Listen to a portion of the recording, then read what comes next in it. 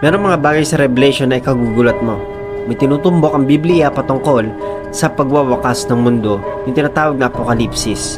A burning mountain thrown into the sea, a bottomless pit open and release the most demonic creatures that you could imagine, an army of human-like locusts that hunt down anyone without seal of God in his forehead. At kung narinig mo na merong mga fallen angels, merong 4 fallen demonic angels na lalabas sa kailaliman.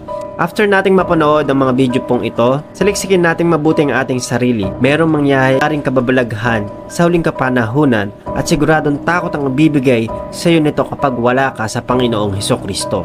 After ng rapture, ito ang magaganap sa mundo, even the churches. Ang mga maiiwan ay makakaranas nito.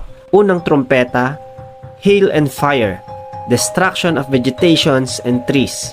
Revelation chapter 8, verse 7, umulan ng yelo at apoy ng may halong dugo, nasunog ang ikatlong bahagi ng lupa, ikatlong bahagi ng mga kahoy at ang lahat ng damo. Second, great burning mountain. Bumagsak sa dagat ang parang malaking bundok na nagliliyab at naging dugo ang ikatlong bahagi ng dagat. Namatay ang ikatlong bahagi ng mga nabubuhay sa dagat at nawasak ang ikatlong bahagi ng bilang ng mga sasakyang pandagat. Third trumpet, great falling star. Ito yung tinatawag na wormwood.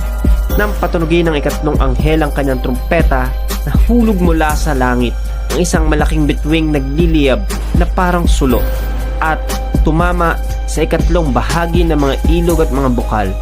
Ang pangalan ng bituin ay mapait, kaya pumait ang ikatlong bahagi ng tubig at maraming taong namatay nang nakainom ng tubig na iyon. Pang-apat, nang patinugin ng ika-4 na anghel ang kanyang trumpeta na pinsala ang ikatlong bahagi ng araw, ang ikatlong bahagi ng buwan at ikatlong bahagi ng mga bituin. Kaya nabawasan ang mga liwanag nito. Nawala ang ikatlong bahagi ng liwanag sa araw at sa gabi.